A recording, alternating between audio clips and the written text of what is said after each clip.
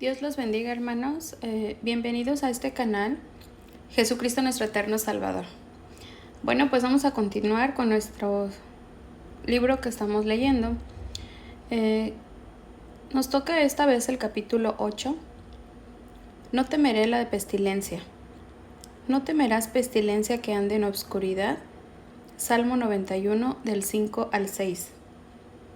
El temor amenaza mi corazón y gotitas de sudor salían de mi frente mientras yo febrilmente recorría con mis dedos lo que sentía era como un bulto de mi cuerpo. Como tenía la autoexploración mensual que el doctor había sugerido, las yemas de mis dedos estaban tan frías como el hielo, por el pánico que había surgido de mí solo de pensar en lo que podía encontrar y temer el curso que mi vida podía tomar desde ahí. Aquel día en particular resultó ser una falsa alarma, pero el terror a lo que podía encontrar en los mensajes siguientes estaba constantemente en mi mente hasta que esta promesa se hizo viva. En mi corazón, si lucha contra temores o enfermedades fatales, entonces este es el pasaje al que debe aferrarse. La tercera categoría del mal que Dios nombra es la pestilencia. Este es el único mal que Él nombra 2 veces, ya que Dios no desperdicia palabras, debe de tener una razón concreta para repetir esta promesa. ¿Ha observado que cuando una persona dice algo más de una vez es normalmente porque esa persona quiere hacer hincapié en un punto? Dios conocía la pestilencia y el temor que recorrería galopante en estos últimos tiempos. El mundo está repleto de epidemias fatales que golpean a las personas por miles, así que Dios capta nuestra atención repitiendo esta promesa. Es como si Dios estuviera diciendo: dije en el versículo 3, eres librado de la peste destructora, pero ¿me oyeron realmente? Solo para estar seguro, lo estoy diciendo otra vez en el versículo 6. No tienen que tener temor a la pestilencia destructora. Esto es tan totalmente contrario a lo que el mundo nos enseña, que tenemos que renovar nuestro modo de pensar.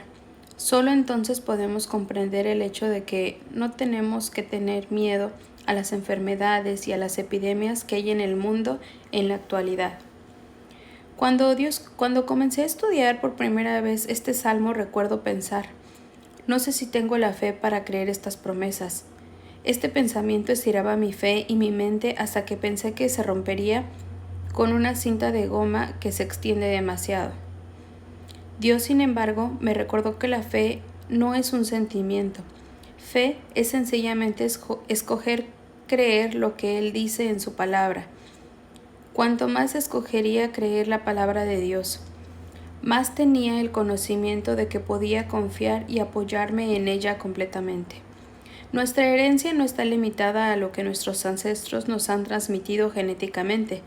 Nuestra herencia puede ser lo que Jesús proporcionó para nosotros si creemos la palabra y la ponemos por obra. Cristo nos redimió de la maldición de la ley, hecho por nosotros maldición, en Gálatas 3:13. La pestilencia mencionada en Salmo 91:6 se describe en detalle en Deuteronomio 28. Este pasaje en Gálatas nos dice que somos rendidos de toda maldición, incluyendo la pestilencia, si creemos y nos apropiamos de la promesa. Nunca antes en nuestra historia ha habido tanta conversación sobre terrorismo y guerra bacteriológica. Pero para sorpresa de muchas personas, Dios no se queda asombrado o es tomado fuera de guardia por estas cosas. ¿Pensamos que la guerra química es mayor que Dios? Mucho tiempo antes de que el hombre descubriera las armas biológicas, Dios hizo provisión para la protección de su pueblo si ellos creían en su palabra. Estas señales seguirán a los que creen. Si bebieren cosa mortífera, no les hará daño. En Marcos 16, del 17 al 18. Según la concordancia Strong's, la palabra beber en este pasaje proviene de la palabra griega pino, que significa empaparse de. Empaparse significa beber, absorber, inhalar o llevar a la mente. Ninguna maldad ha sido concebida por el hombre contra la cual Dios no haya proporcionado una promesa de protección para cualquiera que sus hijos escoja creerla y actuar según ella. ¿Y qué del temor que ha sobrecogido a la humanidad con respecto a nuestras guías con aguas contaminadas o a los alimentos contaminados por pestilencias? Yo creo que la palabra de Dios defiende hacer uso de la sabiduría, pero todas las precauciones del mundo no pueden protegernos de todas las cosas dañinas que podrían estar en nuestros alimentos o en nuestra agua. Estoy segura de que todos hemos encontrado en condiciones en que los alimentos y el agua eran cuestionables. Por tanto, la enseñanza de Dios de bendecir nuestros alimentos y agua antes de comerlos no es simplemente algún ritual para hacernos parecer más espirituales. Más bien es otra provisión para nuestra seguridad, de que desempeña un importante papel en el plan protector de Dios. Pero el Espíritu dice claramente que en los postreros tiempos mandarán a abstenerse de alimentos que Dios creó, para que con acción de gracias participen de ellos los creyentes y los que han conocido la verdad, porque todo lo que Dios creó es bueno y nada es de desecharse, si se toma con acción de gracias, porque la palabra de Dios y por la oración es santificado. En 1 de Timoteo 4, del 1 y del 3 al 5, mas Jehová vuestro Dios serviréis, y a él bendecirás tu pan y tus aguas, y yo quitaré toda enfermedad en medio de ti. Éxodo 23, 25. Énfasis de la autora. Es la bondad de Dios la que hizo estas provisiones antes de que nosotros siquiera las pidiésemos. Esto es para todos, es para quienes creen y conocen la verdad. Bendecir los alimentos con gratitud literalmente produce santificación o una limpieza de nuestros alimentos y agua. En tiempos bíblicos, cuando mencionaban pestilencia, ellos pensaban en enfermedades como la lepra. En Lucas 21:11 afirma que una de las señales de los últimos tiempos es una ola de pestilencia, y actualmente tenemos muchas variedades de enfermedades como el SIDA, el cáncer, la malaria, enfermedades coronarias y tuberculosis. Pero sin importar qué pestilencia pudiéramos afrontar, su promesa nunca deja de ser verdad. El enemigo puede intentar que sorpresas repentinas nos agarren desprevenidos y nos derriben, pero Dios es fiel.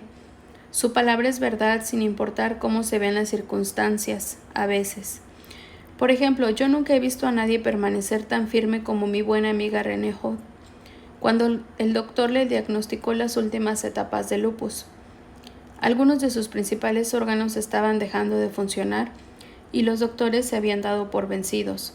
Como esposa de pastor, no puedo decir cuánto temía las llamadas telefónicas, cuando cada día ella parecía estar acercándose cada vez más a la puerta de la muerte. Pero ella se negó a soltar la promesa del pacto de liberación de Dios de la pestilencia.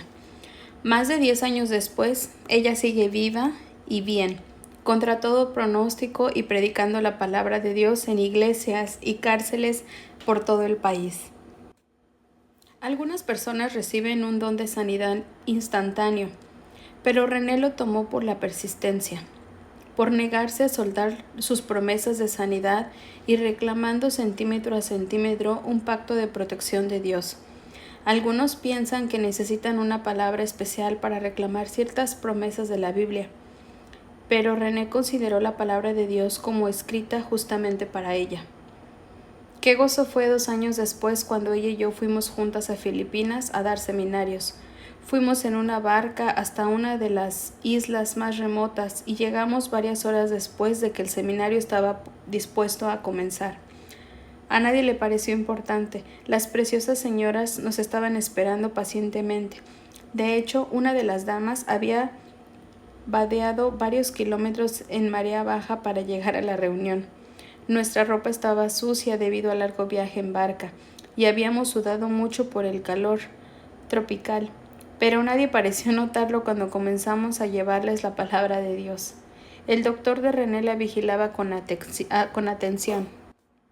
De hecho, él le había dicho que no fuera a ningún lugar remoto en el extranjero, Pero ella no iba a permitir que un doctor preocupado evitase que hiciera lo que Dios le había mandado hacer. Cuando llegó a casa, las pruebas que él le había hecho mostraron que en su sistema inmunológico era completamente normal. No permitía que un temor a la pestilencia evite que no haga la voluntad de Dios. El temor a la enfermedad probablemente era mi mayor batalla en mi mente.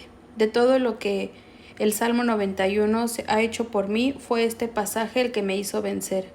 Me estremezco al pensar de lo que podríamos abrirnos a nosotros mismos sin la promesa del Salmo 91 y sin la determinación de permanecer firmes y negarnos a entretener pensamientos de temor.